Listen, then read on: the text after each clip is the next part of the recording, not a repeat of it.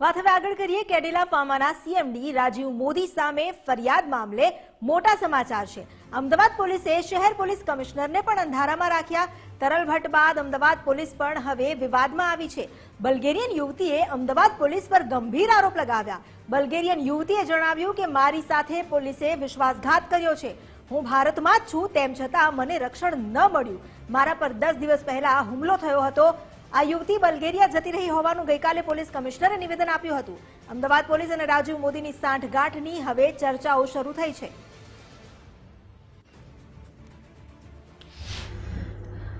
I want to tell you that 10 days ago I was attempted to a murder, and I am scared for my life and life of my family because they start to text to my mom.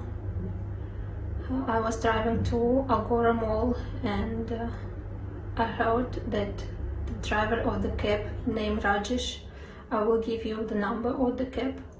He was talking with someone on phone in a Gujarat language, and he didn't know that I understand Gujarat language, and he said that he will stop the car on the return in the middle of the road where it will be most dark, so no one will see that he is leaving me there. When I understood that everything was planned, I started to think what I have to do and how I have to save my life now.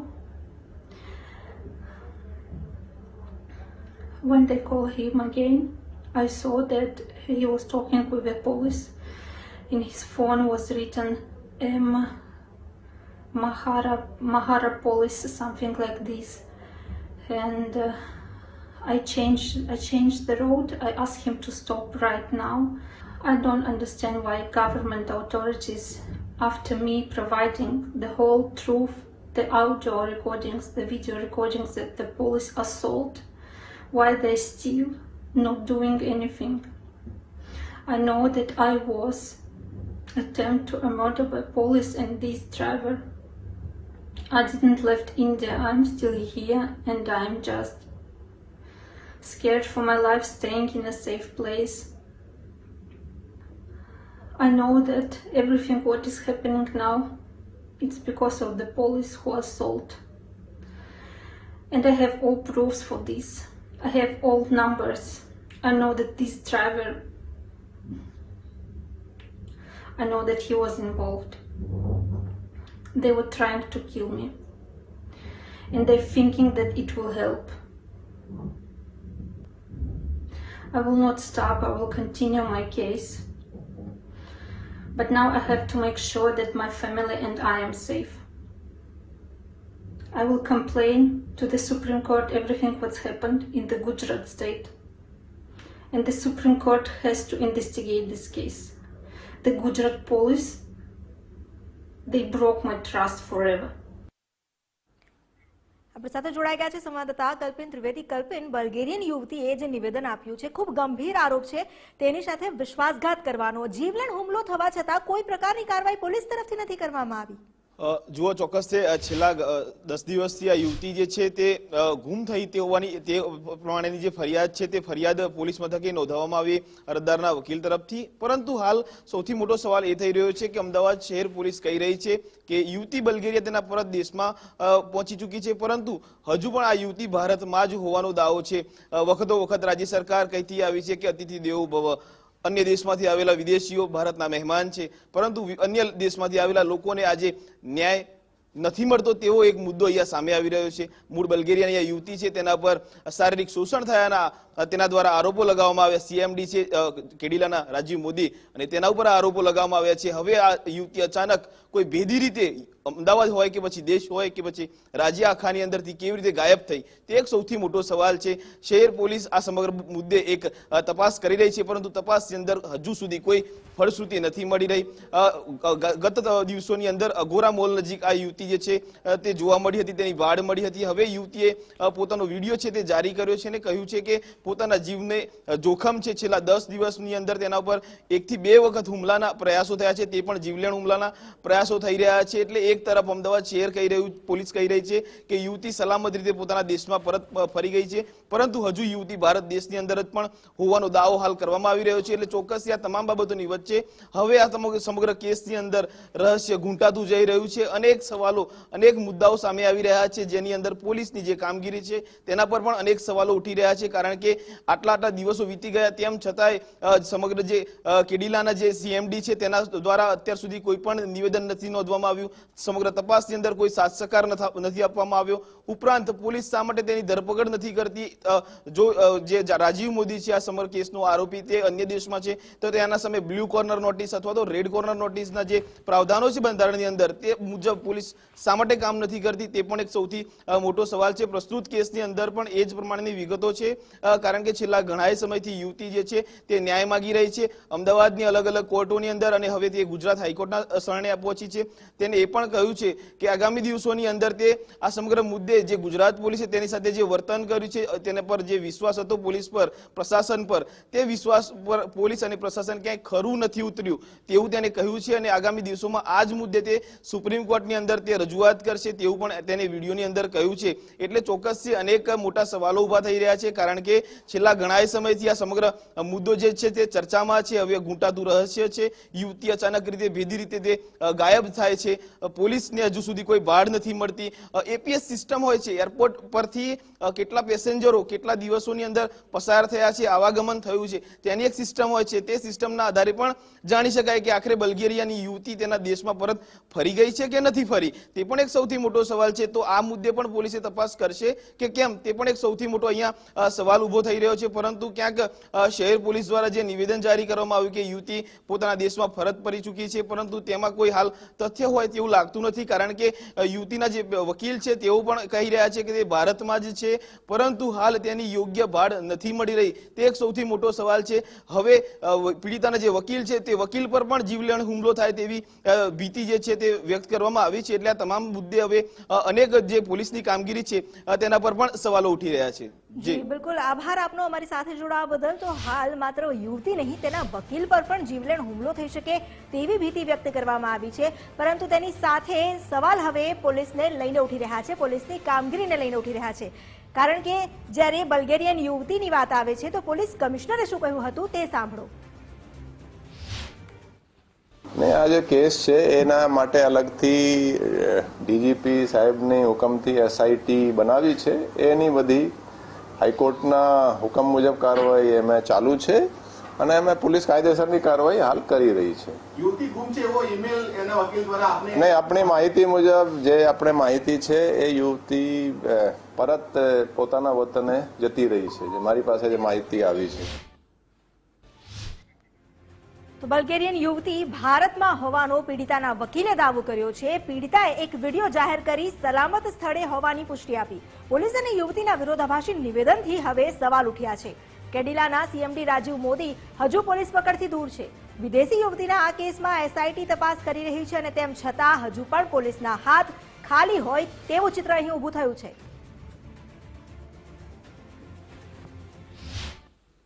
જાનનો ખતરો છે, પણ હજી સુધી અમે પૂછવાની કોશિશ કરી કે તમારી લોકેશન ક્યાં છે, તો હજી એ લોકેશન બતાવવા માંગતી નથી. અને એમનું મોબાઈલ બી લઈ લીધું છે એવું જાણ કરી એમને.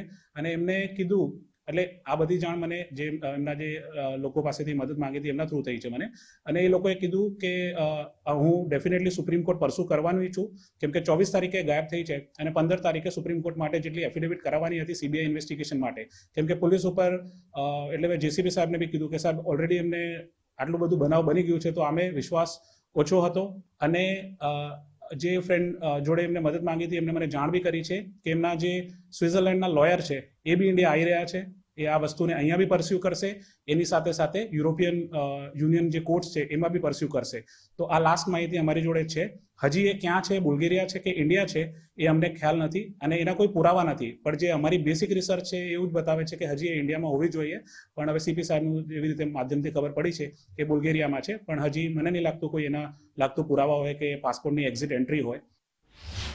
તો વકીલ તરફથી પણ આ નિવેદન આપવામાં આવ્યું છે કે પોલીસ તરફનો જે વિશ્વાસ હતો તે તો યુવતી ગુમાવી જ ચૂકી છે અને તેને કારણે જ હજુ તેણે પોતાની લોકેશન પણ કોઈની સાથે શેર નથી કરી. હાલ એવી શક્યતા પ્રબળ જણાઈ રહી છે કે આ યુવતી ભારતમાં જ હોઈ શકે. સુપ્રીમ કોર્ટમાં પણ તેણે જવાની વાત કહી હતી, તો સુપ્રીમ કોર્ટ માટેની પણ જે પ્રક્રિયા છે તે ભારતમાં રહીને જ કરી શકે તેમ છે.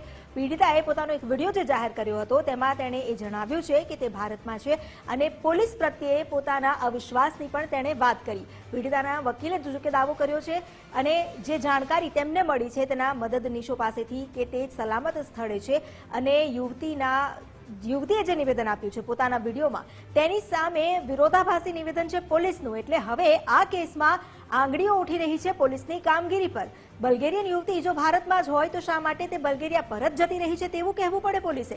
અને પોલીસે જો આ નિવેદન આપ્યું છે તો શું એ માટે કોઈ ચોક્કસ કાર્યવાહી કરવામાં આવી હતી? એ ચોક્કસ પુરાવા મળ્યા છે કે તે બલ્ગેરિયા જતી રહી છે? એવા કોઈ પુરાવા વિના માત્ર આમ જ નિવેદન આપી દેવું તો પોલીસની વિશ્વસનીયતા પર સવાલ તો ઉઠે જ, સ્વાભાવિક છે. પીડિતાએ જે વિડીયો જાહેર કર્યો તેમાં તેણે એ પણ જણાવ્યું હતું કે તેની પર જીવલેણ હુમલો કરવામાં આવ્યો હતો અને પોલીસે તેને રક્ષણ પણ નથી આપ્યું. પોલીસની જે લાપરવાહી છે તેના કારણે તેનો જીવ પણ જઈ શકે છે અને પોલીસ પોતાનું કામ નથી બરાબર કરી રહી તેવો તેણે આરોપ લગાવ્યો છે. વિદેશી યુવતીના કેસમાં SIT હાલ તપાસ કરી રહી છે.